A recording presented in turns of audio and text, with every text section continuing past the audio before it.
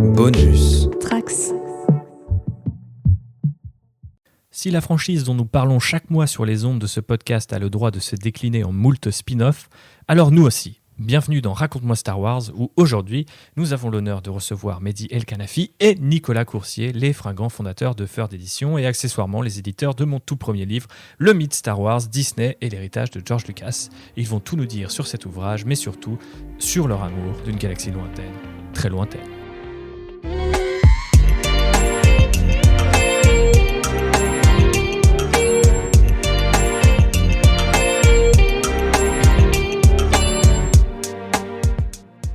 Alors bonjour Mehdi, bonjour Nico. Avant toute chose, une petite présentation s'impose. Est-ce que vous pouvez nous dire qui vous êtes et ce qu'est Third Editions? Je ne sais d'ailleurs pas s'il faut prononcer tout à l'anglaise ou s'il faut faire un mélange. Vous allez nous le dire. C'est un piège et on nous le dit souvent d'ailleurs. On a un mot avec un nom en anglais, un nom en français. Donc nous on dit Third Edition, mais chacun dit comme il veut. Ok. Et donc moi c'est Nicolas et donc Med c'est avant tout un ami d'enfance, on se connaît depuis 20-25 ans je crois aujourd'hui, donc on a 35 ans, ça vous donne un peu une image et on a toujours voulu... Je crois que c'est fini, tu n'as plus 35 ans. Tu pouvais faire le mariole jusqu'à il y a quelques jours mais c'est terminé, c'est monsieur.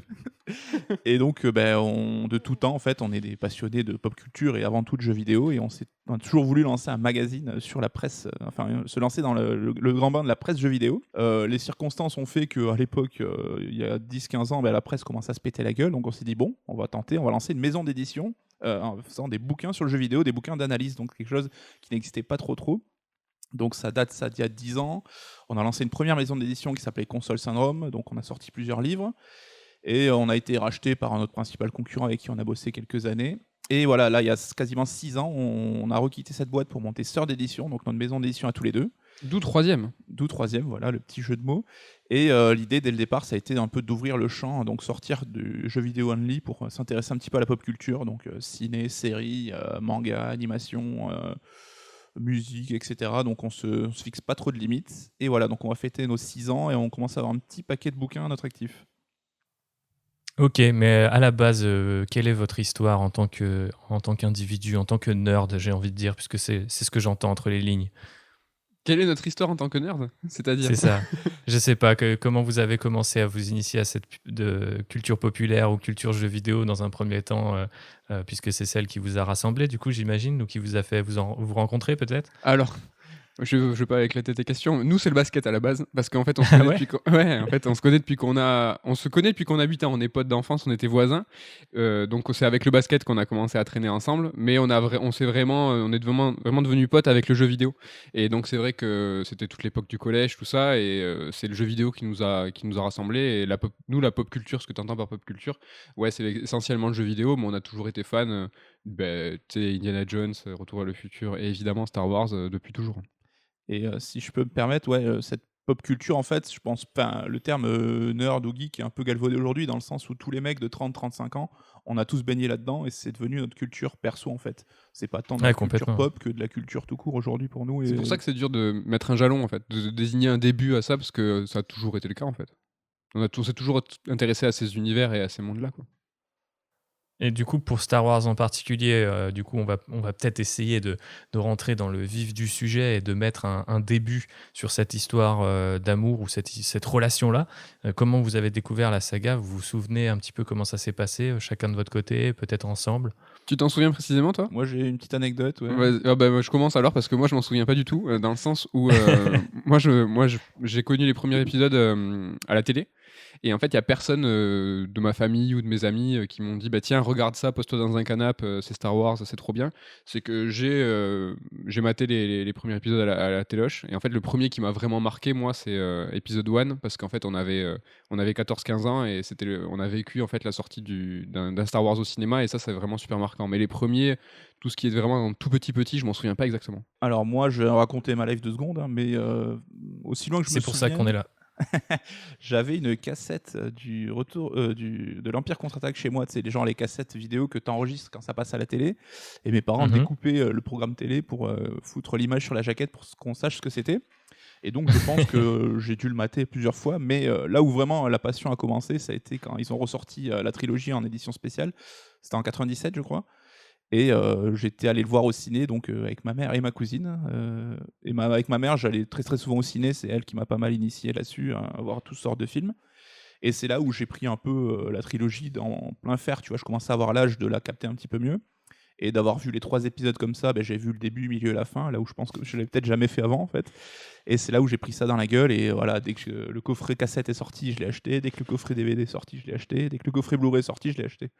Moi aussi, je me souviens pas avoir regardé les Star Wars les premiers dans le bon ordre pendant un long moment en fait. Ouais, je crois que c'est une histoire que ont beaucoup de fans en commun, quoi, mine de rien. Moi, je sais que j'ai commencé avec l'Empire contre-attaque, je le dis à chaque fois, et du coup, j'ai saigné cette VHS-là, qui aussi avait été enregistrée par mon papa, et c'est que quand les films sont ressortis au ciné que j'ai pu les voir dans l'ordre. Donc, comme quoi, quand on a aujourd'hui des milliers d'articles dans quel ordre faut voir les Star Wars, au final, ça compte très peu, puisqu'on les a pas forcément regardés dans l'ordre, et pourtant, on est tous fans de la saga. Et du coup, pour en revenir à aujourd'hui, je voulais vous demander quelle est votre relation à Star Wars, justement, de nos jours. Comment vous vivez la saga, comment ça s'exprime. Est-ce que ça a changé peut-être au fil des années? Il y a des gens qui traversent un peu ce qu'on appelle désormais des Dark Age et qui s'éloignent de la saga pour y revenir plus tard. Qu'est-ce que vous avez emprunté comme chemin? Je pense que je me mate les films très régulièrement, je pense au moins une fois par an. Et quand là est sortie la prélogie, on devait avoir 16-17 ans, donc on était à balle, hein, même si aujourd'hui on a peut-être un regard un peu différent sur cette On prélogie-là. avait 15 ans. On avait 15 ans, mais les films, enfin moi à l'époque, je sais que je les avais kiffés de ouf, tu vois. Je me posais pas du tout les questions que je me pose aujourd'hui. Et du coup, j'ai toujours été fan de Star Wars. Je sais que quand ils ont annoncé le rachat par Disney et la sortie du 7, j'étais comme un ouf. La veille de la sortie du 7, j'en pouvais plus. Après, bon, on va peut-être pas être d'accord là-dessus, mais le 8, j'ai quelques réserves dessus, mais on pourra peut-être en parler. Ah, j'espère qu'on va en parler. Mais c'est vrai que tous Parlons-en. les imbroglios et justement ce que tu racontes dans le bouquin, hein, tous les à côté un peu lors de la production de cette post-logie, ça m'a fait perdre un petit peu de magie par rapport à la saga. Même l'épisode 9 qu'au ciné j'avais grave kiffé, pour l'avoir revu après derrière, j'en ai vu que les défauts quasiment et ça m'a un petit peu frustré. Donc je reste à fond, tu vois, je suis toujours l'actu, voir les projets qui vont sortir et tout, je suis content quand Mandalorian arrive, mais je pense que j'ai peut-être perdu un poil de magie là-dessus, hein. Moi, en ce moment, ce qui est cool, c'est que je vis ma meilleure vie de Star Wars. C'est que ça va être bizarre pour beaucoup, je pense, mais moi, ce que j'adore dans Star Wars, c'est l'univers. Et finalement, l'histoire qui est racontée par la saga Skywalker, je vais pas dire que c'est claqué ou que je m'en fiche, mais ça m'intéresse moins. Et c'est pour ça que, tu vois, quand la troisième trilogie est sortie et qu'ils ont persisté, signé pour continuer à parler de Skywalker, ça m'a grave déçu. Et par exemple, je suis très très attiré par les jeux vidéo, par tout ce qui est à côté. Mandalorian, je suis ultra fan. Ouais. Parce que justement, en fait, ça développe l'univers et en fait, c'est l'à côté de Star Wars. Et moi, je rêve que d'une chose, c'est justement des nouvelles trilogies, des nouveaux films qui vont en fait développer Star Wars sans pour autant avoir ce point d'ancrage de Skywalker. Les prochaines années risquent d'être faites pour toi, Mehdi. Mais grave, je suis trop chaud. Et tu vois, je suis ultra passionné par tout ce qui est Legends, donc je m'y intéresse beaucoup. Mais en fait, je lis des résumés, tout ça, mais je me suis jamais plongé dans la consommation de tout ce qui est les produits Legends parce que c'est trop prolifique pour moi. Je m'y suis pas intéressé depuis le début, donc je sais même pas par où prendre les choses. Mais je m'y intéresse beaucoup par petites touches, c'est-à-dire que je vais souvent, quand on voit un personnage et que les fans ils disent ah mais ça c'est une référence à ça, je vais aller fouiller, diguer, me dire mais ça c'est un ancien perso. Ça j'adore. Donc c'est tout l'à côté de Star Wars et c'est comme ça que je le consomme aujourd'hui, quoi. Ok, mortel. Et donc, du coup, c'est peut-être là qu'on pourra parler de The Last Jedi ou pas. Mais je voulais savoir ce qui vous a le plus touché dans Star Wars ou dans une œuvre Star Wars en particulier. Ça peut être en bien ou en mal, quelque chose qui vous a remué, qui vous a appris, je ne sais pas, la vie ou comment le système hollywoodien fonctionne de manière générale. Alors s'il faut tirer une phrase ou ce genre de choses, parce que j'ai écouté un épisode en fait de ta formule là et c'est vrai que l'invité avait vraiment une phrase qu'il avait marquée, une séquence il avait tiré des enseignements. Moi, c'est pas vraiment le cas. Tu vois, je pense souvent à la phrase de Yoda, mais je suis pas assez vertueux moi comme personne. Je pense pas que je suis un Jedi. Je suis vraiment en gris et quitte pas un peu Sith, mais C'est un gros Wookie. je suis un gros Wookie, mais dans le sens où je pourrais pas l'appliquer à moi, c'est trop dur en fait. Tu vois, donc ouais, je pense à la lumière, mais j'arrive pas à l'atteindre. D'accord, ok. Moi, j'ai pas non plus, enfin, je pense pas que ça ait eu trop d'influence sur ma vie, sur ma façon de voir les choses en particulier. C'est mais dommage parce que t'es un Jedi. Toi. Je pense vraiment que t'es assez fort pour C'est l'être. gentil. Mais Star Wars m'a fait prendre conscience un peu qu'on peut créer une mythologie, un univers et l'exploiter que par petites touches et que c'est intéressant aussi de laisser des pans inexplorés pour justement susciter l'intérêt des gens. Et je pense que c'est pour ça qu'on est tous aussi fans de Star Wars, d'avoir ces blancs un peu de la mythologie que tu dois toi-même imaginer ou venir creuser. Même si on se rend compte qu'avec les comics ou avec l'ambition de Disney, ça sera de moins en moins le cas et qu'ils vont venir un petit peu inclure des scénarios, des films à droite à gauche. Donc tu vois, finalement, on n'a pas parlé de l'épisode 8. On a été sage. Mais, Ce qui nous a le plus énervé, peut-être. Moi, tu vois, c'est pas le côté, tu vois, les gros débats autour du 8, les IA qui volent ou quoi, ça, je m'en fous, ça m'a pas dérangé. Moi, ce qui m'a vraiment gêné dans le 8, je trouve, à mon sens, c'est des questions de rythme. Et j'avais l'impression, pendant les 2 tiers de la séance, que le film et les personnages n'avançaient pas, n'évoluaient pas. Et je me disais, les mecs, ça fait 2 ans que j'attends ça. Comme j'ai dit, hein, le 7, j'étais comme un ouf, et c'est un film que j'ai adoré, et que j'ai dû revoir au moins 10-12 fois depuis la sortie. Et j'avais cette frustration, en fait, pendant tout le film. Ouais. Je sais pas, c'est maintenant qu'on en parle, là, on se met sur la Vas-y, gueule. Allez. C'est le Sans la moment, remarque. Non, l'arène est ouverte. Enfin, tu parles des choses qui nous ont marqué, et c'est vrai que le 8, moi, dans la saga Star Wars, elle m'a marqué parce que c'est un des rares trucs qui m'a vraiment énervé, dans le sens où l'ambition qu'ils ont eu de faire cette 3e trilogie en Cadavreski, et ça, tu t'en parles super bien dans le bouquin. Pour tout te dire, tu m'as un peu apaisé. C'est vrai qu'après la lecture de ton livre, Je me suis apaisé moi-même, je te rassure. je me suis dit d'accord, ok, tout ça. Mais alors déjà, il faut un coupable. Moi, c'est vrai que je mets tout sur la gueule à Kennedy, même si je sais qu'elle n'est pas toute seule. Mais en termes de gestion globale, d'avoir choisi d'avoir fait un cadavre exquis, je trouve que artistiquement, c'est super ambitieux, c'est super culotté pour la plus grande franchise ever, de se dire, ok, le truc le plus attendu de la pop culture all time, ça va être un cadavre exquis. Donc, ok, d'accord, c'est courageux. Donc, ce qu'a fait le premier film, moi j'ai adoré aussi, parce que, hormis le fait que ça reprend du Skywalker, moi j'aurais adoré qu'on lâche un peu l'affaire, qu'on parte ailleurs, bref. Mais le film, pour ce qu'il est, j'ai trouvé ça super.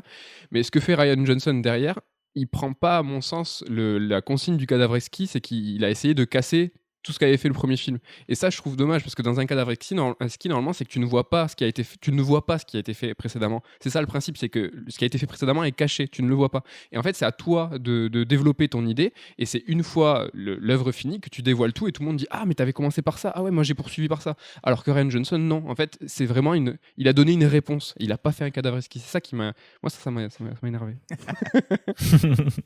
Ah bah, c'est l'avis de nombreuses personnes. Nico, il est légèrement différent. Du coup, le tien, c'est plus une question de rythme, etc. Toi, le côté cadavre exquis, t'as pas spécialement dérangé ? Si, quand même, comme dit Med, hein, le fait d'avoir une gestion que je trouve un peu légère pour une franchise aussi importante. Alors légère, c'est super méchant dans la voix de... Non, mais enfin, oui. T'es un peu léger là Parce que il fallait, tu vois, sans dire qu'il fallait imposer un scénario précis sur les 3 épisodes et donner des consignes précises. Je pense qu'il y avait quand même une arche scénaristique au moins qu'il fallait mettre en place avec des événements particuliers entre chaque épisode et laisser après les scénaristes réalisateurs broder autour de ça. Ce qui n'a pas l'air d'avoir été le cas a priori. Donc ça m'a énervé parce que on voit qu'on a perdu beaucoup de temps avec ces... Alors, des petites guéguerres d'ego, je ne pense pas que c'était des guéguerres perso ou quoi, tu vois, c'était plus des visions artistiques qui s'entrechoquaient entre Abrams et Rian Johnson, ce qui fait, je trouve qu'on a fait d'un côté un peu de surplace et de l'autre, on a perdu du temps. Et on voit que l'épisode 9, c'est quasiment 2 films en un, il est obligé de faire un peu un épilogue du 8, puis repartir dans sa propre direction. Donc c'est ça où je me dis, bah, le management, c'est un peu de votre faute là-dessus, vous auriez dû mieux les encadrer, quoi. Ouais, bah complètement. Je pense qu'on a tous finalement perdu au change, quel que soit notre épisode préféré dans cette trilogie, on finit par se retrouver à un moment ou un autre lésé par cette histoire-là, quoi, parce que moi, j'aurais pas été spécialement pour, tu vois, une écriture déjà programmée à l'avance, et je pense que ça aurait moins intéressé les réalisateurs et potentiellement des réalisateurs un peu fascinants comme Rian Johnson. Mais c'est vrai que d'un autre côté, au final, on est tous super perdants. Si t'aimes le 7, t'arrives sur le 8, tu peux être déçu. Si t'aimes le 7 et le 8, t'arrives sur le 9, tu peux être déçu. Et on se dit que l'arbitrage n'a jamais été fait et qu'au final, c'est les fans qui trinquent, quoi. Ouais. Et puis concernant le 8, comme je disais, tu vois, les problèmes soulevés, tu vois, par les trolls et tout, je trouve que déjà c'est pas très intéressant, mais ça a caché, à mon sens, les vrais défauts du film. Hein. Je parlais de gestion de rythme tout à l'heure. On sait qu'on a l'arc de Finn et Rose qui sert pas à grand chose. Et surtout, là où J.J. Abrams a réussi en 15 minutes à présenter et créer 4 persos super forts qui sont rentrés dans la pop culture, je trouve que les nouveaux persos créés par Rian Johnson, au final, ils sont pas très intéressants et j'ai l'impression qu'on va tous les oublier très vite, quoi. Ouais, c'est clair que face à la claque qui était l'intro de The Force Awakens, qui te posait à peu près tous les persos de la future trilogie en quelques minutes. Elle est dingue, c'est l'intro, le début. Ouais, j'adore. Je me souviens encore la découvrir pour la première fois au ciné dans un Gaumont à Nantes pour celles et ceux qui s'en souviennent. Ok, bon, on a quand même des bons souvenirs du coup autour de cette postologie malgré tout. Oui, ça reste quand même. Enfin, rien que de retrouver la magie Star Wars et d'être comme un ouf la veille de chaque séance. J'ai quand même regardé les 3 avec plaisir. Ça reste cool.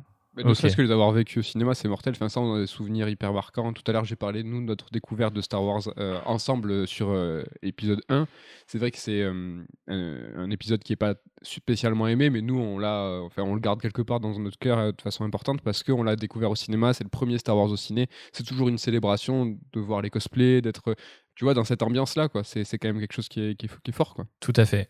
Et du coup, je me demandais, pour rebondir un petit peu sur la question précédente, si Star Wars vous avait appris quelque chose. Alors à titre individuel, Mehdi disait qu'il n'était plutôt qu'une sorte de contrebandier Wookiee et qu'il n'avait pas de morale, donc il n'apprenait rien, il ne voulait rien apprendre des Jedi. Mais peut-être, je sais pas, en tant qu'éditeur, ça vous a motivé sur certains projets ou ça vous a appris certains trucs, je ne sais pas. Je sais pas non plus, je pourrais pas te dire, j'ai pas l'impression, mais des fois ça peut être inconscient et quelque chose qui est présent dès notre enfance, je pense, ça a dû nous marquer d'une manière ou d'une autre.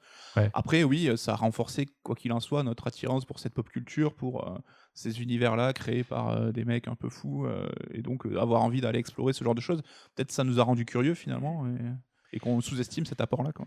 Ouais, sur un Mhm. univers qui est développé sur plusieurs films, sur plusieurs supports, ça nous a forcément influencé. Moi, je sais que j'ai été marqué qu'en fait Avatar est sorti au cinéma. Donc vous vous dites, mais c'est quoi le rapport? C'est qu'en fait, avant Avatar, c'était Star Wars, le dernier univers original qui a été développé au cinéma. Et tu te dis, entre les deux, il n'y avait rien. En tout cas, sur un univers original au ciné. Et tu te dis, mais c'est complètement incroyable. Et c'est vrai que d'avoir envie de tirer là-dessus, de développer en fait tout ce que ça raconte, ça nous a forcément influencé, surtout nous qui aimons, tu vois, les formats longs en fait. Tout à l'heure, coucou, parlait de la presse, nous on aimait bien les dossiers de 30 pages, 40 pages sur les jeux, tout ça. Et en fait, quand on a décidé de faire l'édition, on s'est juste dit, ben, on va faire un dossier de 300 pages. C'est ça Ouais. en fait, c'est pousser en fait l'analyse et pousser le décryptage des univers et des mécaniques de gameplay pour ce qui est du jeu vidéo à fond, quoi. Donc je pense que oui, ça a forcément développé quelque chose pour nous, quoi. Et justement, du coup, parlant d'édition, est-ce qu'un bouquin sur Star Wars, ça avait toujours fait partie des plans de Ferd? Est-ce que vous étiez déjà, j'imagine, essayé ou un petit peu frotté à la saga à travers ces jeux vidéo quand vous étiez plus du côté presse de la chose? Mais je ne sais pas si c'était une forme de, tu vois, de rêve ou d'ambition de sortir ce bouquin, quoi qu'il arrive. Je me rappelle la première discussion qu'on a eue avec Med quand on parlait justement de s'ouvrir à la pop culture. On avait bu un petit peu quelques bières. Je sais que dès le début, on avait en tête, on avait Batman, on avait Dragon Ball. Et Star Wars, je pense, s'est imposé de toute façon très vite. Mais ce qui est bizarre parfois, c'est que les sujets les plus évidents, bah, t'y penses pas forcément d'abord. Parce que c'est tellement évident, justement, que c'est pas forcément ce qui te vient en tête en priorité, quoi. Après, des fois, ce qui arrive, nous, dans les projets, c'est qu'on a comme des sortes de duos de matchs qui se forment entre un projet et un auteur. Et c'est vrai qu'avec toi, on en a parlé il y a très longtemps, quoi. Et Ouais. c'est un projet qui a été, tu vois, dans nos têtes, en toile de fond. Et on avait un peu l'espoir qu'un jour, tu trouves le temps de le faire pour nous. Et que, en fait, les planètes s'alignent pour que tu nous dises, bah, le site, j'ai trouvé un moyen de dégager du temps le soir, etc. Parce que tu as été super occupé. Je sais que la première fois qu'on en a parlé, c'était quand tu étais venu à Toulouse. Ouais, c'est C'était quoi, ça. pour un salon? C'était un Toulouse Game Show. C'était un Toulouse Game Show 2016, je crois, hein, quelque chose comme ça. Ouais. Ah oui, Tu ça vois, remonte, ouais. ça commence à remonter. Et en fait, c'est inconsciemment ou consciemment, je pense, on n'a pas cherché de nouveaux auteurs sur Star Wars. On avait espoir que, tu vois, la Force allait nous rassembler. Ah, Mais pour le coup, c'est si beau. je te jure, c'est vrai. En fait, c'est vraiment pas, tu vois, la fausse, tu vois, modestie ou te dire non. Non, on a vraiment attendu et pour le coup, ça s'est fait. On est super content. Bah, je suis d'autant plus content et d'ailleurs vous ne pouvez pas le voir mais je vous l'indique, je rougis. Vous entendez peut-être mon sourire à travers la voix. Mais ouais, effectivement, du coup, vous vous souvenez un petit peu de ce dont on avait discuté en 2016 parce que j'aime bien faire ce flashback dans les interviews que j'ai pu faire autour du bouquin, mais c'est vrai que d'habitude c'est moi qui raconte et je serais curieux de savoir votre point de vue sur cette question-là parce que je discute souvent du fait, par exemple, qu'à l'époque, Rogue One n'était pas sorti et qu'au final, on avait vu que The Force Awakens et bah, on était finalement qu'au début, tu vois, de cette attraction Star Wars par Disney. Alors je sais que tu étais venu avec Sullivan, je crois, dans le cadre de Comics Ouais, Blog, tout à parce fait. que le Toulouse Game Show c'était pas mal ouvert au monde du comics. Yes. Et vous étiez venu nous voir sur notre stand, on avait pas mal discuté. Et je sais qu'on est allé au resto. Vous étiez passé à la rédac, je crois, le lendemain du salon. On est allé faire un resto tous les 4. Yes. Moi, je me souviens le moment où on en a parlé à Répu, vraiment, c'était un bar qui s'appelle La Comtesse, et en fait, c'était assez tard dans la nuit. C'était Et très tard. c'était quasiment, je crois, la fermeture, donc ça devait être 2h du mat. Et en fait, c'était quand tout le monde sortait de ce bar et que tout le monde fume ses clopes et que tout le monde. Et en fait, on était plus trop net. Et c'est là où on t'a attrapé dans un coin, on t'a dit, franchement, ça serait pas cool de faire un truc. Mais sur le ton de la blague, on fait souvent ça, tu vois, on inceptionne. Ouais, ouais. On met une idée, l'air de rien. Et enfin, on t'a fait croire qu'on était sous, mais pas du tout. Tout était prévu. On t'a fait boire à toi. Et je sais que Thibaut, je crois que tu nous avais parlé de Star Wars Battlefront et de ton amour pour Star Wars Battlefront pendant cette soirée. C'est Ou de possible, Battlefield, ouais, je parce sais plus. que c'était l'époque où je ponçais Battlefront, effectivement. Enfin, je ne regrette pas, mais peut-être j'étais jeune et naïf, je ne sais pas. Et on t'avait présenté le projet Star Wars, mais il n'y avait pas d'idée derrière. C'était pas tu vas traiter la trilogie, la prélogie ou la Ouais. postlogie. On savait pas. On voulait en C'est fait. plus une envie, quoi. Ouais, on Ouais. avait une envie de faire un bouquin avec toi, quoi. Ouais, bah, effectivement, c'est un petit peu le souvenir que j'en ai. Et le ton de la blague, je crois que je l'ai moi-même employé. Tu vois, je vous ai renvoyé votre propre blague en mode ouais, on le fera un jour, hein, t'inquiète. Et après. Et on se disait, tu crois qu'il est sérieux? Ouais, c'est ça, je pense que tout le monde se posait la question. C'est une sorte de coup de foudre, hein, c'est une drague un peu nulle en mode genre, attends, tu penses qu'il a voulu dire quoi? Mais ouais, et après, on s'était revus début 2019 ou fin 2018, donc il a fallu attendre finalement 2 ans, tu vois, pour en reparler et avoir une idée aussi un petit peu plus claire de ce que Disney nous proposait, je pense. Ouais, là c'était à Paname, et là du coup on était déjà aux discussions un peu plus sérieuses, hein, sur vraiment on fait un bouquin, ok, on en discute. Et je sais qu'on était venu à Paris parce qu'on fait souvent ça pour aller faire un peu la tournée des auteurs, tout ça, et on avait passé un peu de temps à discuter. Et c'est là où on avait un petit peu pris le temps d'essayer de trouver un angle d'attaque pour ce bouquin-là, quelque chose d'un peu original. Et alors, quelle trilogie on attaque? Oui. Ouais, du coup, justement, si pour les gens qui potentiellement ne sont pas au courant, quel angle d'attaque on a choisi et pourquoi vous, ça vous intéressait celui-là et pas un autre? Alors, c'est vrai que quand c'est ouvert à la pop culture, donc on s'est rendu compte que c'était un peu plus compliqué que le jeu vidéo, où le jeu vidéo, on était souvent en train de défricher des terrains. On était un peu les premiers sur certains sujets, alors que, évidemment, dans le pop culture et notamment le cinéma, c'est pas du tout le cas. Et notre crainte, c'était que Star Wars, il y avait énormément de littérature, énormément de bouquins qui étaient déjà sortis sur le sujet. Et notre envie, un petit peu l'obsession qu'on avait, c'était d'avoir un avis, un angle un peu neuf sur la chose. Donc, d'où l'idée de s'attaquer à la postlogie, hein, le 9 n'était pas encore sorti, l'épisode 9 n'était pas encore sorti à l'époque. Et on s'est dit, bon, au moins, on sera un petit peu dans les premiers sur ce sujet-là. Et vu que c'était une trilogie qui est sortie avec les moyens d'aujourd'hui, Internet, les réseaux sociaux et tout, on a lu, entendu beaucoup de choses sur le sujet, sur la production, etc.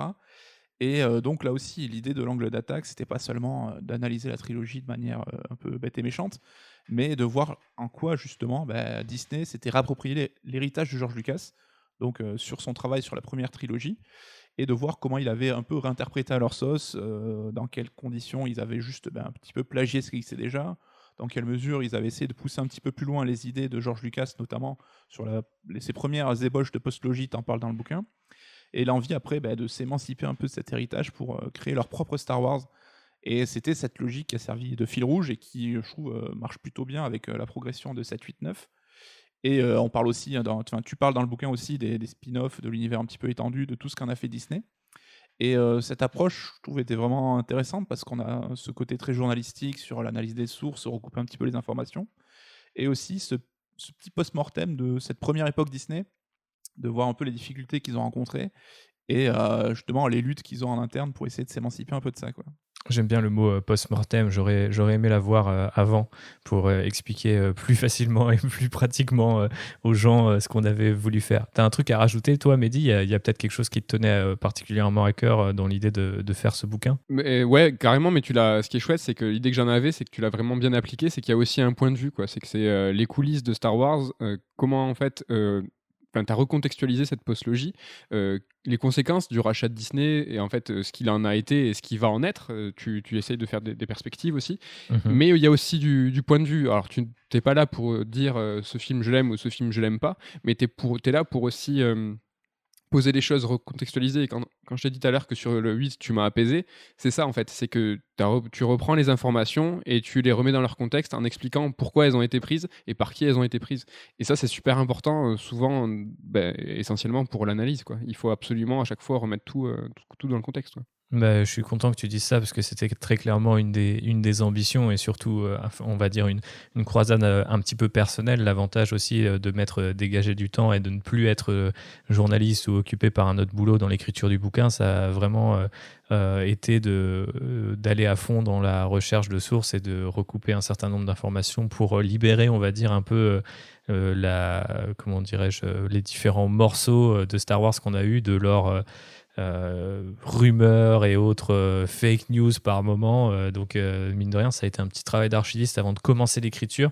Mais si tu me dis ça, même si je me doute que tu n'es peut-être pas spécialement objectif, mais non, mais c'est sûr qu'il y a beaucoup de gens qui, déjà, sans avoir lu le bouquin, espèrent que c'est ce qui leur permettra de faire à titre individuel. Donc, si on peut leur filer cet outil-là, je serai le plus heureux des hommes. On voit qu'il y a toute cette passion autour de Star Wars et qui peut parfois un peu polariser les débats où tu te rends compte que c'est pas tant des échanges d'arguments qu'on entend, c'est plus des guéguerres de chapelle un petit peu.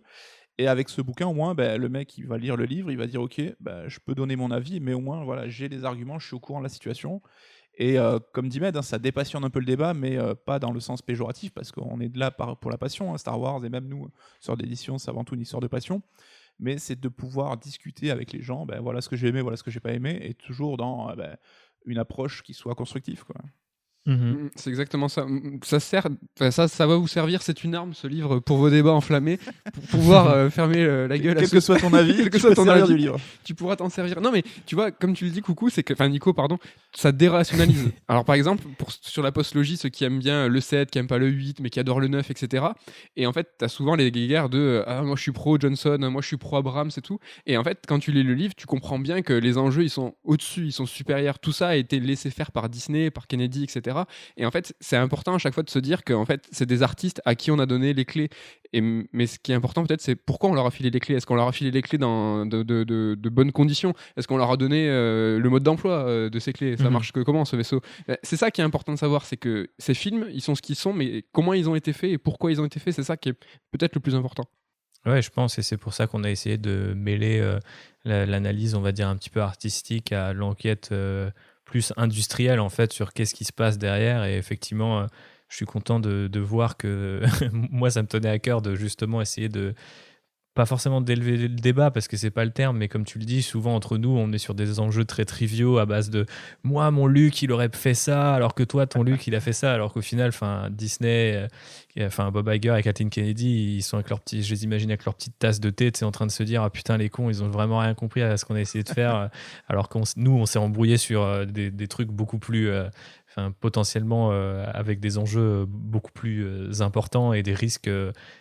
J'imagine quand on parle de la saga la plus, peut-être pas la plus appréciée, mais en tout cas la plus connue de l'histoire du cinéma, forcément, il y a de la casse à la sortie de ces films, une fois en salle ou même dans des cercles un peu plus intimistes, il arrive que des comics ou des jeux fassent débat sur des micro-points. Récemment, un épisode de The Mandalorian avec ce que mange Baby Yoda, par exemple, arrive à déchirer les fans. Donc, on sait très bien qu'on s'écharpe sur un tas de trucs qui, parfois, n'en valent pas tellement la peine. Mais je pense que ça fait partie un petit peu du fun de la saga, non? De pouvoir nerdiser sur des choses aussi pointues, non? Star Wars, c'est, je pense, la saga où on peut voir les mecs les plus à fond qui vont pinailler sur tous les détails. Et c'est en ça que d'être face à Disney, qui est un peu vu comme le nouveau Microsoft. Tu vois, à l'époque, c'était Microsoft le grand méchant. Aujourd'hui, c'est un peu Disney qui est le grand Manitou de la pop culture. Et tout comme le bouquin n'est pas là pour dire Abrams ou Rian Johnson, c'est lui le gentil, lui le méchant, on n'est pas là non plus pour dire Disney, c'est des bâtards, parce que y a des circonstances aussi, il y a des choses qu'ils ont très bien faites, des choses qu'ils ont moins bien faites. Mais c'est vrai qu'on est dans une époque où tout ce qui est pop culture, aujourd'hui, on se rend compte qu'il y a parfois des fandoms un peu dégueulasses qui vont venir insulter, qui vont venir foutre la merde, qui vont venir râler. Et on perd ce délire, comme tu dis, de pinailler sur les détails. À la base, c'est quelque chose de plutôt ludique et rigolo, tu vois, d'essayer d'aller chercher des références, de comparer à ce qui s'est fait. Et aujourd'hui, c'est devenu quelque chose d'un peu négatif. Enfin, je trouve que ça a une connotation qui est devenue négative et ça me désole un petit peu, quoi. Ouais, je suis complètement d'accord. Mais du coup, à titre, en qualité d'éditeur, si j'ose dire, est-ce que ça vous faisait pas peur d'attaquer Star Wars de ce point de vue-là? Bizarrement, non. Et on est un peu con, nous, parce que tu vois, on a fait un bouquin sur Zelda, les gens disaient, mais Zelda, vous avez pas eu peur? Bon. En fait, on se pose pas trop les questions, on fait ce qu'on a envie de faire, et au final, on trouve les bonnes personnes pour ça, et ça se passe très bien. C'est plus par inconscience que par prétention. Je pense vraiment qu'on se pose pas spécialement la question, quoi. C'est le côté Wookiee qui revient. Exactement. Parce que c'est ça qu'on veut, en fait. Chiller dans la forêt, c'est ça qu'on veut. C'est ça, Mais ok. À quel moment je suis devenu un Wookiee, moi? Je sais pas, je te vois tout barbu en face de moi. Je suis deg. Ouais, mais JB qui monte ce podcast et qu'on salue sera forcément satisfait de trouver un autre Wookiee avec qui chiller dans la forêt et Allez, diser petit sur des points de détail. Voilà. Vous avez déjà une tribu qui est prête à combattre le fandom le plus toxique. C'est beau. Finalement, on réconcilie tout un tas de gens autour de l'amour de Star Wars. Et, On est unis. Ouais, c'est ça. Mais du coup, justement, est-ce que vous avez d'autres envies ou d'autres projets par rapport à la saga, notamment, moi je pense tout de suite au fait qu'à la base vous venez du jeu vidéo. Est-ce que ça vous, je sais pas, dirait d'analyser toute la période, je sais pas, LucasArts ou même des jeux plus récents dans le détail? Est-ce que c'est des trucs auxquels vous avez pensé avant même de vous attaquer au film? Est-ce que c'est un truc qui pourrait compléter ce bouquin-là? Alors je me place pas forcément en tant qu'auteur, surtout que c'est des milieux que je connais peut-être un peu moins, mais j'étais curieux de savoir si c'était un truc qui vous intéresserait à terme, quoi. Ouais, j'allais te demander si c'était une proposition, mais Plus ou moins. on a, alors oui, on a évoqué le sujet, on avait même quelques pistes. Alors c'était plus LucasArts en général, hein, pas forcément l'angle Star Ouais. Wars, même si on a eu cette discussion aussi. Après, en termes de bouquins jeux vidéo, je suis pas sûr que ce soit le truc le plus sexy et vendeur. Enfin, je veux pas passer pour le commercial sans cœur, hein, mais on est aussi obligé de réfléchir en termes de succès potentiel d'un livre, hein, parce que on Bien n'est sûr, pas non plus, Disney justement. On a évoqué l'idée, mais a priori ça se fera pas, ou en tout cas pas à court terme, quoi. Ok. Et pour ce qui est des films, évidemment, on y pense, mais on veut pas peut-être en dévoiler trop. Je sais pas. C'est toi qui nous dis, là. Ok. On en reparle. Non, mais on aura l'occasion d'en reparler, peut-être pas avec un micro qui tourne à côté et autour d'une bière, si un jour on a de nouveau l'occasion de faire ça, puisque pour les gens qui se posent la question, oui, nous enregistrons par les bienfaits de l'Holonet, mais on espère que d'ailleurs la qualité est au rendez-vous. Je sais que ces messieurs et moi-même sommes équipés, donc ça devrait aller.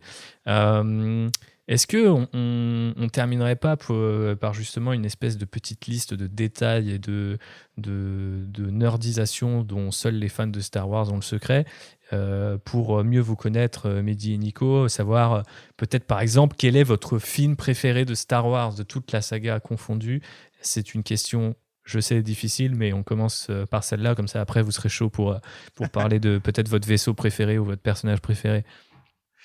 Alors moi, je vais pas être très original, je pense que c'est le 4, parce que le premier, et puis j'ai l'impression que c'est le plus autonome en fait, qu'on peut voir seul, tu vois, qui a un début, milieu, une fin, et presque il se suffit à lui-même, tu vois, il n'y aurait pas eu d'épisodes 5 et 6, ça aurait pu rester un grand film qui serait justement dans les mémoires aujourd'hui, donc c'est pour ça que ça reste mon préféré.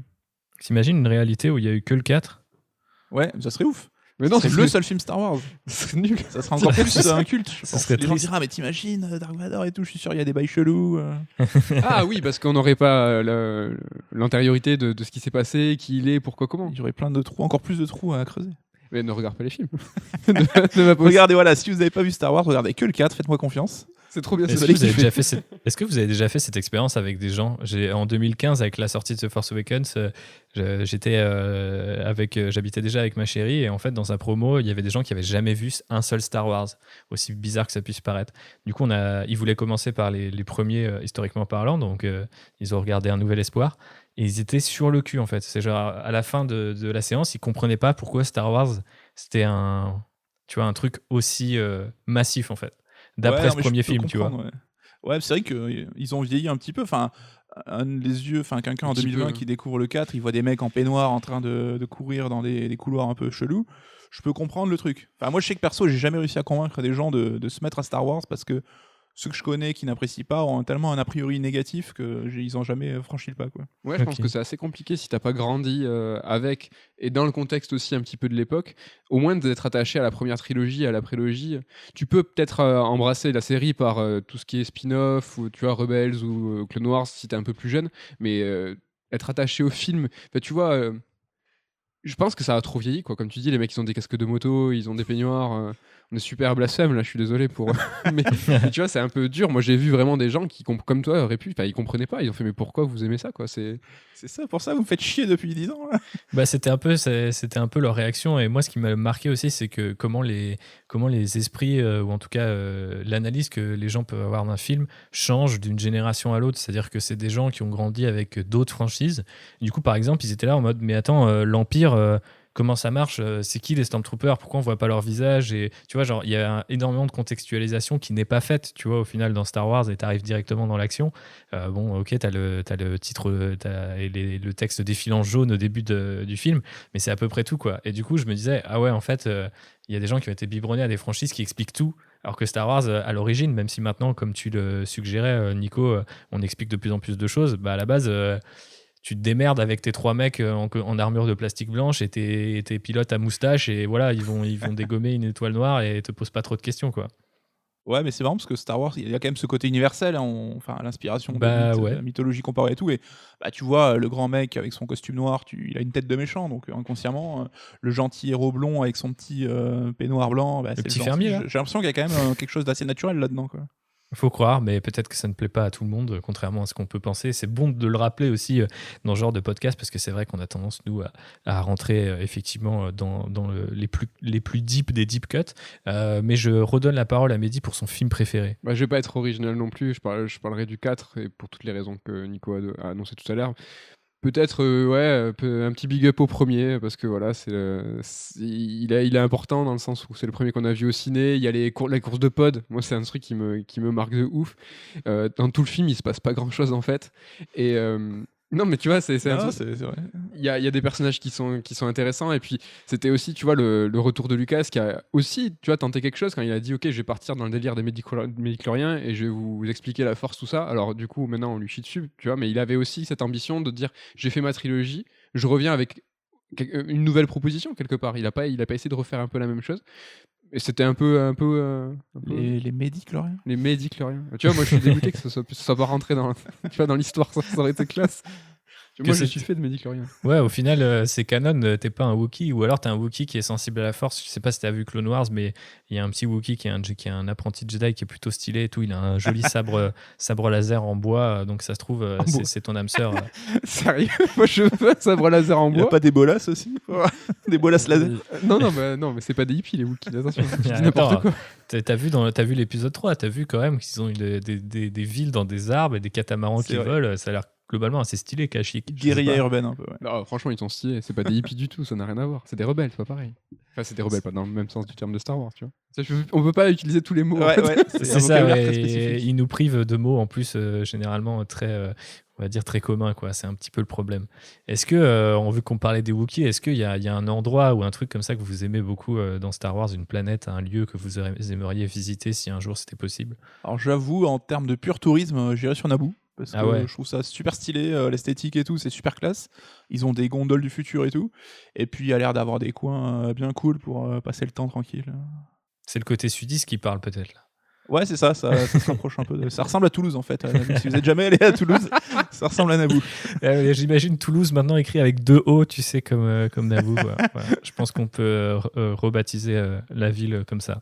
Toi, Mehdi, ta destination de rêve De rêve, je sais ou de pas. cauchemar, hein, je Ah, sais j'avais- pas. Non, mais j'allais dire Tatooine parce que c'est le Maroc, tu vois. Du coup, j'aime bien.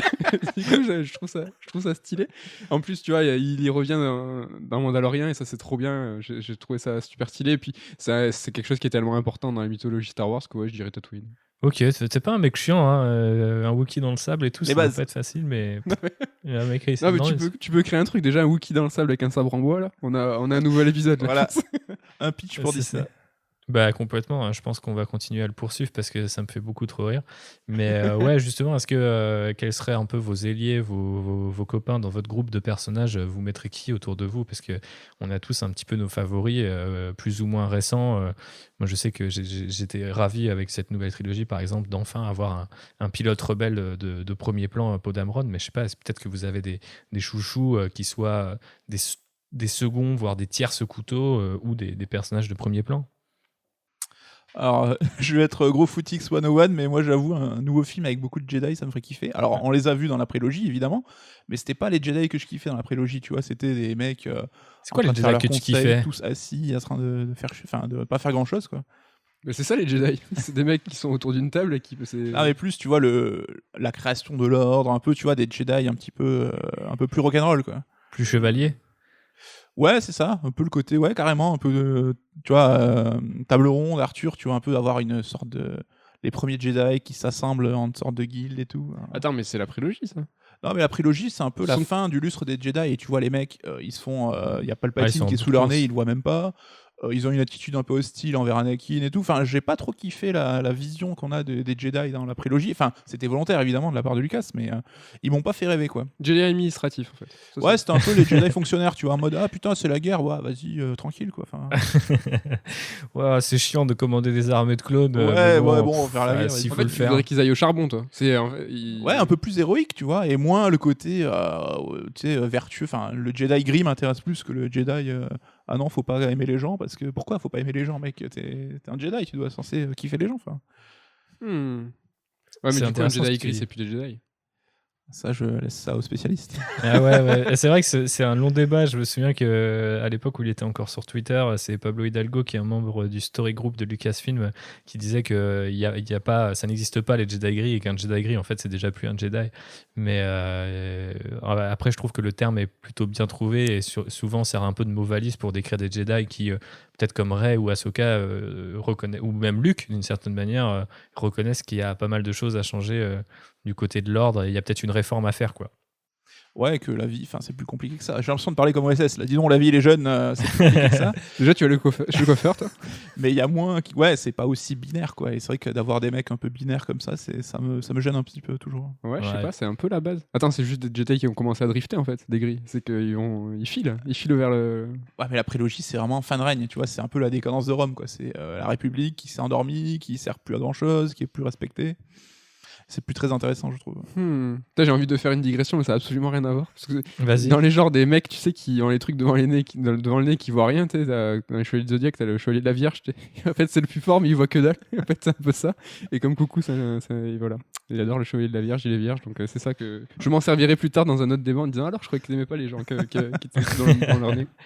On a fait une comparaison entre les Chevaliers du Zodiac et Star Wars. Vous l'avez entendu ici en premier. Merci Mehdi.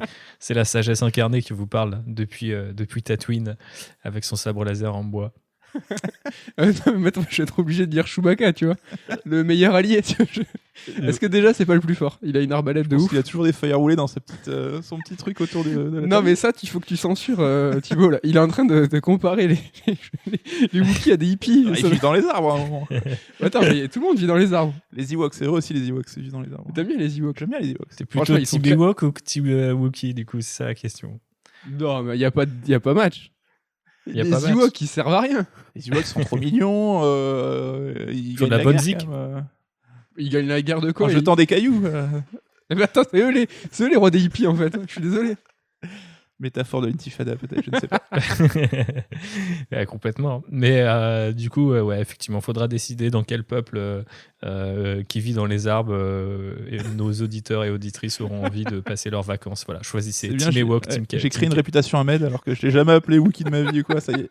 Non, mais c'est assimilé. bien, c'est comme ça. Il y a des histoires qui naissent en direct sur Outrider et ça fait plaisir. Enfin, en direct ou en différé, parce que ça se trouve, vous nous écoutez en 2054, une fois que Star Wars 28 est sorti. Mais voilà, si vous êtes là en 2020, c'est quand même pas mal aussi, puisqu'on peut parler de choses un peu plus terre à terre, comme par exemple.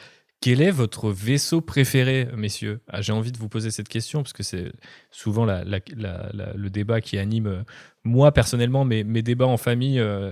L'échappatoire, c'est de passer avec mes deux frères dans un coin du salon et de commencer à dire « Ouais, mais quand même, est-ce que le plus fort, c'est le X-Wing de Poe Dameron ou c'est le X-Wing original, tu vois? Donc, Est-ce qu'on a le droit d'avoir un avis, mais pas forcément très argumenté, parce que... J'adore les avis non argumentés. Non, vous mais êtes là pour raconter votre moi, vie, c'est pas le X-Wing de Poe, en fait. Il est trop classe. le Black Stylé. One. Bah ouais. La version noire ou la version orange du 9? Ah, je sais pas. Noir, Les deux sont beaux. peut-être. La version noire qui, dans les encyclopédies The Force Awakens, est apparemment noire parce que le X-Wing est furtif, tu vois, genre il pouvait pas juste expliquer que c'était le mec avait envie d'une couleur stylée, non, il fallait qu'il y ait une explication canonique. Mehdi nous a dit X-Wing. Nico, que dis-tu? Alors, je vais pas être original non plus, mais je trouve qu'un des soucis justement de la postlogie et de la prélogie, c'est de ne pas avoir trop créé de vaisseaux emblématiques. Donc je vais rester sur la trilogie originale avec le... Bon, je vais pas dire le Faucon Millennium, mais le Slave One, c'est ça, celui de Boba Fett? Ouais, c'est ça, ouais. Ouais, mais je le trouve super stylé, original pour le coup. Que les gens aiment beaucoup pour sa cabine qui s'incline et sa forme de fer à repasser un peu chelou, très emblématique, quelque part. Je suis d'ailleurs un petit peu... Non, je suis pas déçu parce que ça aurait rien à voir, mais je sais que j'aime bien le vaisseau du Mandalorien, mais j'aimerais bien qu'il ait un truc... J'aurais bien aimé qu'il ait un truc un peu plus typique. Ah, c'est vrai qu'il est cool. Ouais. Ouais, c'est vrai qu'il est stylé. Ouais, plutôt... Il est shiny, en tout cas. Ouais, bah, c'est un de mes griefs un peu avec la série, c'est que je trouve qu'elle manque un peu de couleur par moment sur le, sur le vaisseau, comme l'armure en Beskar du héros. J'aime bien les Mandaloriens qui ont un peu, tu vois, leur propre livret façon samouraï ou chevalier, justement. Donc, je pense que c'est quand même un truc qu'on finira par voir au fur et à mesure des saisons, apparaître des symboles ou des couleurs. Donc, je ne me fais pas trop de soucis là-dessus. Mais c'est vrai que... ça serait plutôt sympa à voir. Et pour compléter votre groupe de héros, votre vaisseau, votre film, je suis obligé de vous demander de parler d'un élément qui, par ailleurs, il me semble qu'on n'a pas forcément évoqué cette tendance-là dans le bouquin, mais chez Disney, il y a quand même cette propension à créer un maximum de nouveaux droïdes mignons ou stylés.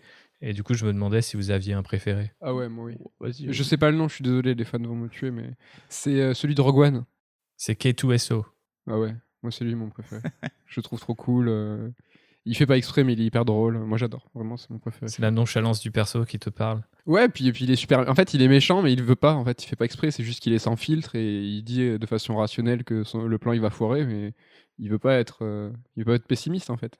Du coup, je le trouve hyper drôle. Mehdi nous a dit K2SO. Nicolas, est-ce que t'en as un autre, toi? Bah, BB-8, en termes de design, c'est le carton plein pour Disney, je trouve. Je sais pas si ça vient d'Abrams ou de qui vient l'idée à la base, mais le design, il est incroyable. Le perso, il est tout mignon. Ils l'ont super réussi.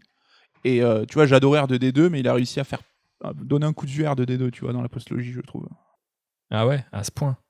Ouais. Mais c'est vrai, je suis d'accord. Et les unités Bibi en général sont assez marrantes parce que c'est quand tu parlais par exemple des vaisseaux de la nouvelle postlogie qui généralement sont calqués sur les vaisseaux précédents. À l'inverse, ces droïdes boules, on les avait jamais vus avant et c'est vrai que du coup ils marquent en fait un peu l'époque, contrairement à des vaisseaux qui auraient pu le faire et qui ont choisi d'être plutôt calqués sur ce qu'on avait déjà vu. Mais bon, ce n'est pas grave. J'ose imaginer que un jour Doug Chiang et toutes les équipes de Lucasfilm nous offriront de bien beaux vaisseaux à collectionner chez vos marques de jouets de construction préférées, par exemple. Mais je ne fais que citer mon propre exemple. Du coup, faisons un petit point hype, comme je le disais tout à l'heure, avec ce qui vous intéresse le plus dans le Star Wars de Disney, dans les choses qui sont à venir. Alors, on n'en a pas non plus énormément. On sait que The Mandalorian va continuer. On sait qu'il y a de potentiels spin-offs de cette série ou des spin-offs en série de personnages qui existaient déjà à l'écran, comme Cassian Andor ou Obi-Wan, sont prévus. Est-ce qu'il y a des choses qui vous parlent en particulier? Est-ce que vous êtes, malgré votre déception face à l'épisode 8, intéressé par un retour de Rian Johnson sur une trilogie entièrement nouvelle? Voilà, parlez-moi de tout ça. Parlez-moi d'un futur que j'espère plus optimiste que le monde de 2020. Mais peut-être que je suis trop plein d'espoir à cause de mon amour pour Star Wars. Alors, je t'avoue qu'une série Obi-Wan ou Cassian Andor, ça m'excite pas plus que ça, même si je la regarderai avec grand plaisir. Par contre, justement, c'est ce champ des possibles avec le futur au cinéma de Star Wars qui m'excite pas mal. Et même si j'ai pas aimé l'épisode 8, justement, qu'on file une trilogie à Rian Johnson en disant, pour le coup, c'est toi le patron, c'est toi qui vas gérer les 3 films de A à Z, je trouve ça beaucoup plus cohérent. Et du coup, là, ça me rend curieux et excité, quoi. Tu vois, même si j'ai beaucoup de griefs pour son film et pour lui en tant que réalisateur, je serais super chaud qu'il gère tout seul une trilogie et qui puisse donner en fait son point de vue sur l'histoire et aussi sur la réelle, sur un tout qui est cohérent, en fait, ce qu'il n'a pas eu l'occasion de faire. Ça m'intéresserait beaucoup. Et pour ce qui est des spin-offs et par exemple le Mandalorian, tout ça, moi je suis super chaud et j'adore tout simplement parce que je trouve que c'est ce qui incarne le mieux ce qui est un spin-off en fait. Tu vois, la série par exemple, on pourrait lui reprocher de prendre trop son temps, de faire des épisodes anthologiques et tout. Mais moi c'est ce que j'aime en fait, c'est que on a toujours imaginé ce qui était Star Wars hors des films. Et en fait, le Mandalorian, ça nous montre ça. Ça montre qu'est-ce qui se passe quand t'as un chasseur de primes qui galère pour une pièce. Alors peut-être que ça c'est sur 7-8 épisodes, c'est beaucoup, mais le fait de voir ces coulisses sur des épisodes marqués, moi je trouve ça super intéressant. Et ce qui m'intéresse, voilà, c'est l'univers et l'ambiance. C'est vrai, quand tu lances cette série, t'es plongé dans Star Wars instantanément. Et ça, c'est vraiment, moi je trouve ça vraiment mortel, quoi. Donc je suis super chaud pour tout ce qui est spin-off, quoi. Ok. Et est-ce que vous avez des noms de réalisateurs, réalisatrices, artistes en tout genre que vous aimeriez voir peut-être s'attaquer à la saga dans le futur? T'as les mecs à la mode, c'est vrai qu'ils sont, tu vois, Villeneuve, ça serait stylé. Ouais. Je sais pas trop. Je sais pas, un Fincher qui est, je pense, mon réal préféré du moment. Enfin, pour plein de gens aussi, je pense. Mais ça arrivera jamais. Le réal préféré du moment, Damien Chazelle. de tous les moments. Oui, c'est un peu ça, oui. Damien Chazelle, j'ai entendu, Mehdi? Ouais, il va faire une petite comédie musicale Star Wars, ça pourrait être, Sur le ça Cantina pourrait être Band cool. et Max Ribot, l'éléphant bleu qui joue du piano chez Jabba, on est chaud. Les deux Ouais, mais soleils en fond. tu vois, on a systématiquement le besoin de parler, tu vois, des points. Alors, t'as parlé de la cantina là, mais tu vois, Star Wars, les 3 trilogies, en fait, elles sont ramassées sur, je sais pas quoi, 80-90 ans. Et sur le point de vue de Star Wars, c'est que dalle, en fait. Bah, bien sûr. Et tu te dis, mais il y a tellement de possibles, en fait, qui pourraient être complètement incroyables si on n'était pas forcément marqué on va dire, dans ce siècle-là. Tu vois, alors je sais pas du tout si je suis très précis, mais on va parler de ces 100 ans. Ouais, c'est à peu près ça. Mais même artistiquement, technologiquement, on est toujours obligé d'être dans cet ancrage-là. Par exemple, tu vois, tout ce qui est marqueur, les écrans qui sont dans les vaisseaux, ils ont toujours ce rendu 3D dégueulasse de calculette, parce qu'en fait, ils sont obligés d'être cohérents par rapport à la première trilogie. Et ce qui serait trop cool, c'est qu'on se détache de tout ça, que les vaisseaux, que les combinaisons des pilotes, ça soit pas forcément un truc en plastique qu'ils ont sur le torse, parce qu'il faut absolument que la direction artistique soit cohérente avec la première trilogie. Tout ça, en fait, il faudrait s'en détacher et voir un petit peu un ailleurs. Et tu vois, par exemple, une série de jeux vidéo, je trouve, qui montre bien cette diversité et qui, elle, n'est ancrée dans rien, c'est Mass Effect. Et ça serait mortel de voir, en fait, justement, Star Wars ailleurs. Allez, mais dégagez, vous avez millions de galaxies, vous avez une timeline qui est complètement incroyable. Ça, développons-le au cinéma. Ça, je serais hyper chaud. Alors, c'est sûrement, dis-moi, Thibaut, si je me trompe, dans Legends, ça, sûrement, c'est développé, mais c'est quand même un peu plus niche, on va dire. Le grand public ne s'y intéresse pas trop. Ouais, et puis souvent ça a été fait, enfin déjà ça a été fait comme tu dis dans l'ancien univers attendu, donc le label Legends. Après l'univers canonique de Disney maintenant va s'aventurer avant la menace fantôme, et donc on aura quand même par exemple Yoda et une esthétique assez commune, même si là pour le coup je ne sais plus combien d'années on est avant la menace fantôme dans cette initiative éditoriale qui s'appelle la Haute République, mais il me semble que c'est justement 100 ans avant. Mais il y a eu des trucs qui ont été faits par le passé et dans l'ancien univers étendu qui volontairement s'éloignaient radicalement un petit peu dans une promesse, tu vois, justement de nouveautés presque radicales, tu vois, en disant on est plus de 100 ans après, le dernier truc qu'on n'a jamais fait dans l'univers étendu qui va déjà beaucoup plus loin que ce qu'on avait pu voir dans les films à l'époque. Et c'est vrai que aller beaucoup plus loin géographiquement ou de manière temporelle, ça peut être super grisant et sans doute le meilleur moyen de réinventer Star Wars. Au moins esthétiquement, parce que moi je sais que j'adore cette esthétique faite d'un mélange de trucs historiques et de western et de SF, quoi. Mais c'est vrai que par moment, moi je suis dans une grosse vibe péplum en ce moment et je me dis qu'il y a une espèce de Star Wars qui serait, si Star Wars est un peu, tu vois, infusé à la Seconde Guerre mondiale ou à la guerre froide pour la post-logie, je me dis qu'on pourrait très bien faire un Star Wars qui du coup est plus médiéval ou plus antique. Je sais pas si ça vous parle, tu vois, comme croisement de genre, mais je pense que ce serait un bon moyen, tu vois, de marquer la différence esthétiquement et en termes de thème aussi, parce que quand on parlait des Jedi, je pense qu'il y a aussi un truc à faire là-dessus, c'est-à-dire que déjà, on n'a jamais vu plus de. Il me semble. J'avais fait une espèce de stage. Je crois que dans les films, on n'a jamais vu plus de 3 mecs avec des sabres laser dans une bataille, en fait. Donc ce genre de choses, ça pourrait être intéressant de le voir et de voir aussi une incarnation différente des sites, des Jedi en fin de course ou des sites très avides de pouvoir. Peut-être qu'il y a des sites qui sont très vertueux et des Jedi qui sont très ambitieux. Des choses qu'on a là encore une fois explorées aussi dans l'ancien univers étendu, mais je pense que l'avantage de Disney maintenant, c'est qu'ils dorment aussi sur tout ce tas d'histoires qui demandent que à être interprétées comme ils l'ont déjà fait avec d'autres persos. Je sais pas d'ailleurs si vous êtes intéressé par cette réincarnation des anciens éléments de l'univers étendu, mais moi c'est un truc qui me fascine.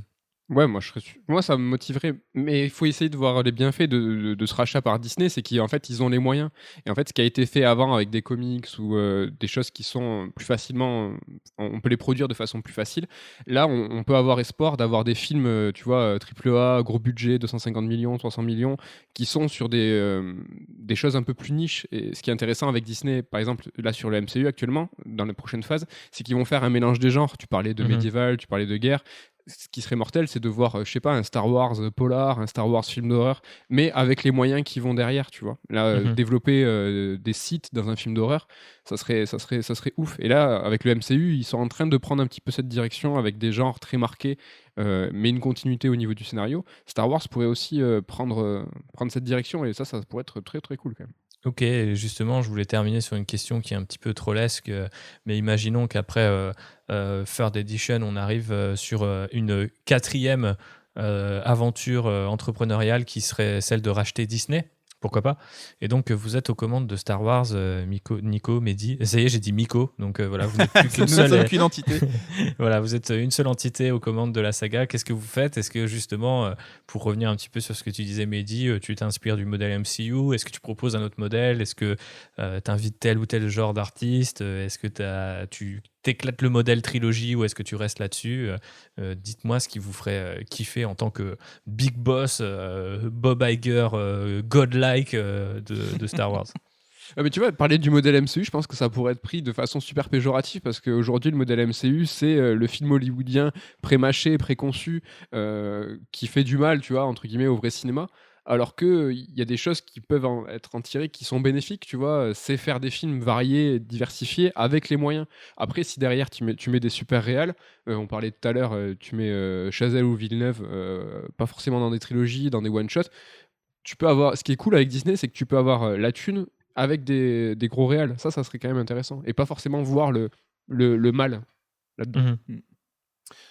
Moi, je serais certainement très naïf, mais tu vois, je réfléchirais pas en termes de prends telle époque, fais une trilogie obligatoirement ou quoi. C'est juste un mec, ok, qui a envie de raconter une histoire sur Star Wars, tu vois, qui a envie d'écrire un scénario avec tu vois, ce qu'il a dans les tripes, quoi. J'ai l'impression qu'aujourd'hui, on lance plus des films par nécessité commerciale en disant il faut exploiter tel aspect, tel truc, telle époque, etc. Mais revenir aux bases, tu vois, du ciné, et j'ai l'air un peu con en disant ça, parce que c'est évident, mais avoir d'abord un bon scénar, un mec qui a envie de raconter une putain d'histoire dans l'univers de Star Wars, quoi. Ouais, carrément, je suis à fond d'accord. Et la diversification, c'est vrai que tu parlais tout à l'heure, Coucou, tu disais que Rogue One et tout, t'avais eu un petit peu de mal. Moi, dans ces spin-offs-là, j'y vois par exemple beaucoup de diversification visuelle. Dans Rogue One, tu vois, t'as de la boue, c'est sale, tu vois. Et ça, rien que ce tout petit truc, moi, il m'a convaincu. C'est quoi un Star Wars où c'est crado, quoi? Comment ça se passe? Et alors que Star Wars, c'est souvent, tu vois, très lissé, des mecs dans des vaisseaux qui sont, tu vois, hyper clean. Et ce genre de choses, moi, ça m'intéresse beaucoup. Et évidemment, en prenant l'envie artistique en premier lieu, mais essayer de voir l'ailleurs, quoi. Mais c'est vrai que j'adore Rogue One, l'idée, tu vois, comme tu parlais de spin-off idéal, pour moi, c'est le spin-off idéal, contrairement à un Solo qui était un peu solution de facilité. Mais après, Rogue One, j'ai pas du tout accroché. Enfin, j'ai pas eu d'empathie du tout pour les personnages, c'est ça qui m'a gêné, mais c'est un autre débat. Ouais, on pourrait revenir là-dessus et on finira par faire un épisode sur Rogue One qui est un épisode qui date d'avant Outrider. Mais c'est vrai qu'il y a beaucoup de gens qui n'ont pas encore guéri cette cicatrice qu'ils ont eue sur Scarif et surtout envers tous ces personnages qui parfois peut-être manquaient de chaleur ou de connexion pour pouvoir pleinement s'identifier. Je sais que c'est lui aussi un film qui a fait pas mal débat depuis qu'il est sorti. Donc en 2016, l'année où on a commencé à discuter de ce bouquin. Et maintenant, eh ben voilà, vous pouvez le trouver. Alors du coup, où c'est qu'on peut trouver ce bouquin? Et surtout, où est-ce qu'on peut trouver Mehdi et Nicolas sur les réseaux sociaux si on a envie de les suivre, ces fringants éditeurs? On est tous les deux sur Twitter, donc nom, prénom, il n'y a pas de difficulté. Mais plus que nous, je pense, si vous êtes intéressé, suivez le Twitter de Sœur d'édition, où on concentre un peu notre actu. Alors, au jour où on enregistre, le bouquin sera lancé en vente ce soir pour les membres premium sur d'édition. Mais alors, je sais pas quand l'émission sera diffusée, mais il sort le 19 novembre en librairie. Sur notre site, on aura en plus de l'édition classique, l'édition collector qu'on a dévoilée hier avec la couverture de Bengale qui est magnifique, avec en plus une jaquette réversible, une lithographie et un e-book. Donc à voir, mais vous pouvez commander après sur votre libraire préféré en click and collect, sur la Fnac, Amazon ou quoi, on est dispo partout. Ouais, c'est vrai qu'à la seconde où on enregistre, les librairies sont fermées, donc commander sur le site directement chez CERD, ça nous aide beaucoup. Commander chez les libraires aussi qui sont en galère parce que c'est fermé, en click and collect, c'est important. Et quand tout sera réouvert, tout ça, si vous êtes intéressé par nos ouvrages ou par notre démarche, n'hésitez pas à aller en librairie justement, demander les bouquins CERD, il est où le bouquin de Thibaut sur Star Wars et tout. C'est important en fait que les libraires entendent de plus en plus notre nom et qu'on soit reconnu auprès des professionnels en fait de l'édition, de la vente en fait, parce que c'est vrai que c'est un petit peu niche faire des monographies, des essais sur Star Wars, sur Resident Evil, Zelda, le jeu vidéo, etc. Donc il faut en fait mettre l'inception chez tous les libraires et chez tous les responsables de rayon. Il faut en parler en fait. On sait que vous êtes très fort en Inception, mais malheureusement, vous ne pouvez pas offrir quelques bières dans un bar toulousain à tous les libraires de France. Donc, si vous voulez donner un coup de main à Nico et Mehdi et moi-même par la même occasion, n'hésitez pas à suivre leurs conseils, à retrouver les ouvrages Ferd partout où vous pouvez. Et si vous ne les trouvez pas, justement, faites-en votre petite croisade locale et pour que un ou plusieurs bouquins de chez Ferd arrivent en rayon, ce qui nous fera plaisir à tous les trois. Et d'ailleurs, je crois savoir qu'en fin d'année, il n'y a pas que du Star Wars chez vous. Peut-être que vous pouvez en dire un petit mot, parce que comme ça, on salue aussi des gens qui sont un peu dans la même galère que nous et qui ont écrit ce bouquin soit en 2020, soit même peut-être avant, et qui malheureusement ne peuvent pas en profiter avec leurs proches dans les rayons, ou même le plaisir, tu sais, de se retrouver au détour d'une PLV, je ne sais pas. Mais du coup, je sais qu'il y a du Dune notamment pour rester très proche de Star Wars, mais il y a d'autres choses. Ouais, on a un bouquin Dune en fait on a 3 bouquins qui sortent en même temps avec le tien sur Star Wars. On a un bouquin sur Dune qui est par Vivien Lejeune qui sort sur toute l'œuvre de Dune, donc les films, le bouquin et tout, qui devait sortir en même temps que le film. Donc hélas, le film est reporté, les librairies sont fermées. Donc on n'a pas été des génies de la com pour le coup. Hein, on a un peu raté notre coup. Vous ne pouviez pas savoir. Non, on pouvait pas savoir. On a aussi un bouquin sur Disney, donc sur le second Âge d'Or, qui est écrit par Damien Duvaux, donc qui est plus connu sous le pseudo de Mea sur les internets. Et en fait, ces 3 bouquins, il faut savoir qu'ils sont dispo en grande surface spécialisée, librairie habituellement ouverte, au rayon donc cinéma pour toi, pour Star Wars, animation pour Disney, et Dune aussi, c'est en cinéma. Donc nous, nos livres CERD en jeux vidéo, ils sont habituellement en informatique, donc il n'y a pas de rayon jeux vidéo. Mais tes bouquins, donc ton bouquin à toi, Thibaut, lui, il est facilement trouvable. Rayon ciné, partout, toutes les Fnac, Cultura et autres. Il est pas compliqué à trouver. Donc voilà, c'est juste pour préciser le rayon, quoi. Normalement, ça devrait se faire facilement. Et voilà, vous avez maintenant même une petite carte. Mehdi, le guide Wookie au sabre laser de bois, vous indiquera où trouver les bouquins. Si c'est pas beau ça. Mais justement, c'est marrant que tu fasses la description, parce que c'est une question que je me suis demandé à l'époque où on pouvait encore se balader dans les Fnac et les librairies. Je me suis dit, tiens, où c'est que je vais atterrir? Et du coup, je regardais où c'est qu'il y avait des bouquins Ferd. Et c'est vrai qu'ils sont pas toujours au même endroit selon le contenu, bien sûr, de l'ouvrage, qui est finalement assez logique, mais peut-être que les gens peuvent se poser eux aussi la question, et maintenant ils ont la réponse. Donc on vous remercie Nico et Mehdi pour tous ces petits détails, soit sur votre expérience d'éditeur, soit sur votre expérience de fan de Star Wars. On vous fait de gros bisous et on souhaite plein de bonnes choses à Ferd pour cette année 2020 qui, je ne vous le cache pas, est forcément très compliquée. Donc si vous avez envie de soutenir leurs ouvrages, vous savez ce qu'il vous reste à faire, chers contrebandiers et contrebandières. Et voilà, d'ici un prochain Raconte-moi Star Wars, dans lequel on aura la chance de rencontrer un autre Toulousain, puisqu'il s'agit de Paul Renaud. On vous fait de gros bisous. Gros bisous Mehdi, gros bisous Nico. Merci pour l'invite, c'était cool. C'était un plaisir. Que la force soit avec vous pour toujours et à jamais. Voilà, on fait des petites formules comme ça et on vous fait encore une fois des bisous parce qu'on en a bien besoin. Ciao!